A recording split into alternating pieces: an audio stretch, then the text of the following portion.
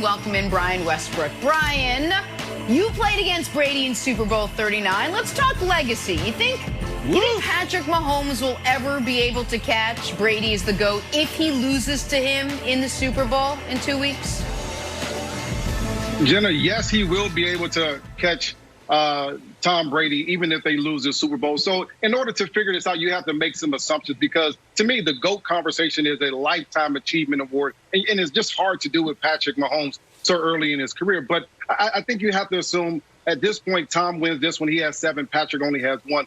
Let's say that Patrick Mahomes gets to 5. Over the course of his career, he finds a way to win 4 more. So now at this point, Tom has 7. Patrick Mahomes has 5. To me, once you get to that number, once you get close enough to 7, now you enter the room of the GOAT conversation. Now, to me, you start to look at talent. You start to say arm talent. Well, in that case, I go Patrick Mahomes. Athletic ability, Patrick Mahomes again. His ability to carry a team. Remember, Tom Brady won those first couple of Super Bowls because of their defense. Again, in that case, Patrick Mahomes will win it. And as far as being able to run the ball, we say Patrick Mahomes will win that as well. So if I'm trying to start a franchise with the best quarterback ever, at that point, 5 Super Bowls for Patrick Mahomes, 7 Super Bowls for Tom Brady, I'm going Patrick Mahomes because he can do so many more things. So to me, he does have a pathway to getting to that conversation, but he's going to have to win 4 Super Bowls even if he loses this one. Yeah, I agree that once you get to 4 championships, even if the alleged greatest has 6 or 7, you can already be the greatest. I don't know what other sport you could apply that to, but I'm sure it works across a lot of them. So here's the deal. I want to put this on its head a bit, because I do think if Brady wins a week from Sunday, that door is going to be slammed shut, if not permanently, for at least the next 15 years.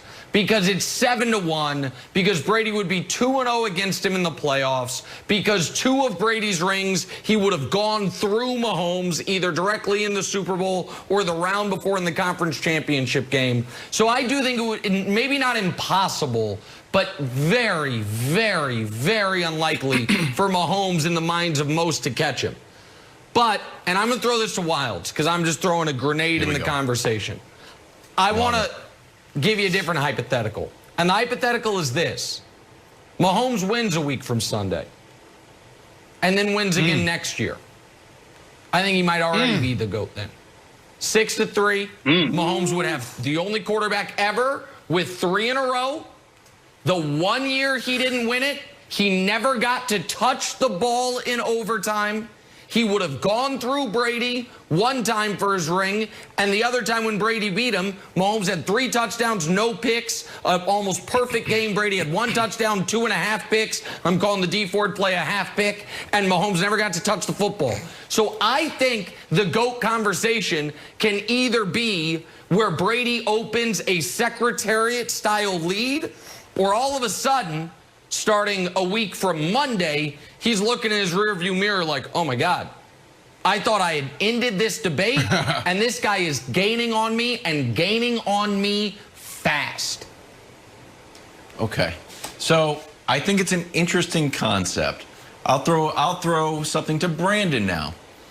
Brandon, do you think, and we always knock LeBron, and by we I mean everyone on the panel except Nick, for making it to the Super Bowl. Right.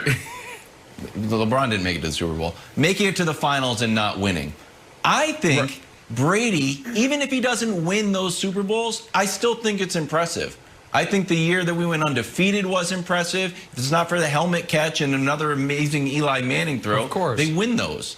So I think that Brady can lose, or Mahomes going, but regardless, it's the 10 appearances that is more impressive, or is just another notch of on the impressive belt of Brady. So it's not just, oh, he's won 3. It's the fact that if Mahomes won 3, like Nick says, it's the fact that Brady was at 10. Yeah, and that's why we call Brady the GOAT. It's because of all of those accomplishments. You have to bring it all into consideration. That's why this is a conversation now, and one that I'm excited to have, because Patrick Mahomes in year 2, we were asking the question, is this the purest passer, the best passer that we have ever seen?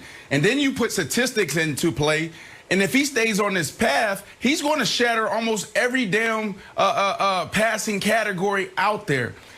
Guys, this is not supposed to happen. Tom Brady is almost 20 years his elder, Patrick Mahomes' elder. Yep. This is LeBron James and MJ on the biggest stage. This is something that we would have paid for back in the day or pay for now. This debate between LeBron James and Michael Jordan, we're seeing this on the football field. Now, if he loses this, he has no chance. It's just way too hard.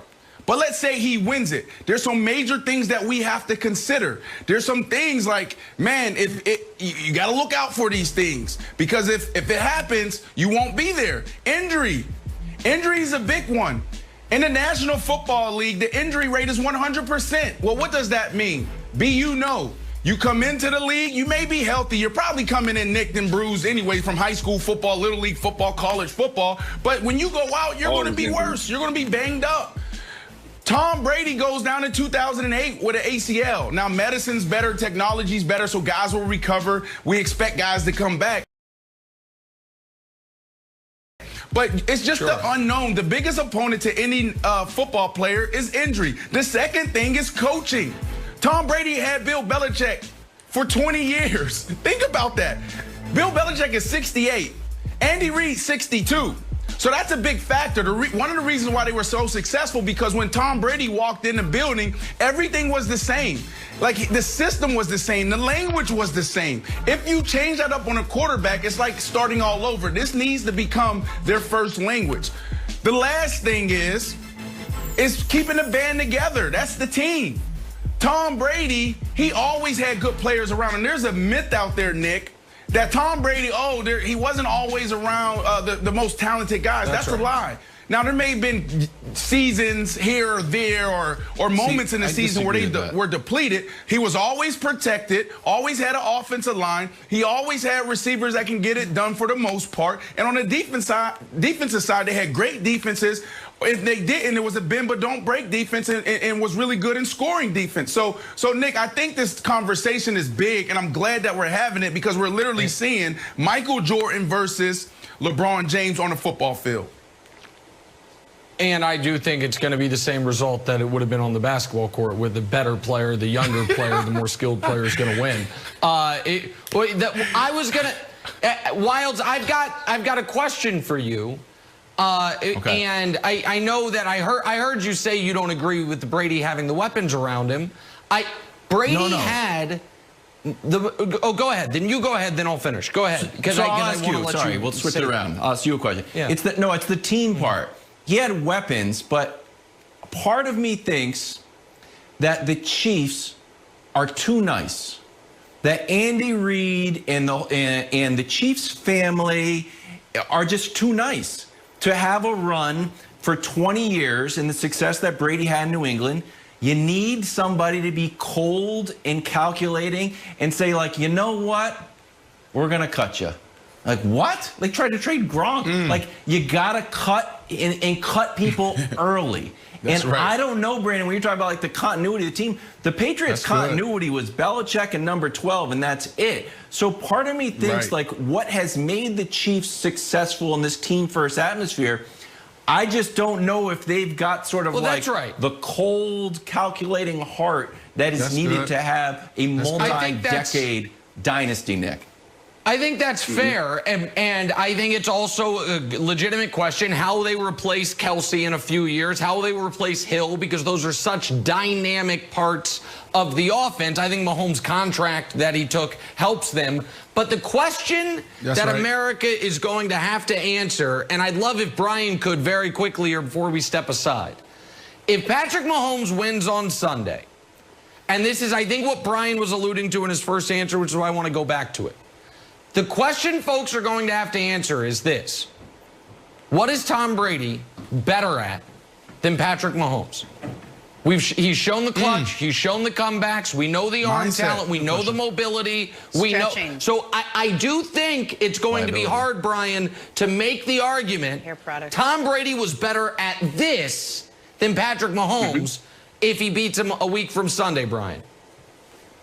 Yeah, I think that's a great question, and that's exactly what I was pointing at. the one thing that Tom Brady can point to right now is longevity and having really his career that could be broken up in three different categories and say that he was a great all-time great in each one of those categories. And so I think we won't be able to answer this question for another 15, 20 years, because at that point now we'll be able to see how long Patrick Mahomes, through those injuries that you mentioned, Brandon, has been able to play. Tom Brady's been able to play 21 years. Even at the quarterback position, that's hard to imagine that a guy can do that and still be at the top of his game at that point.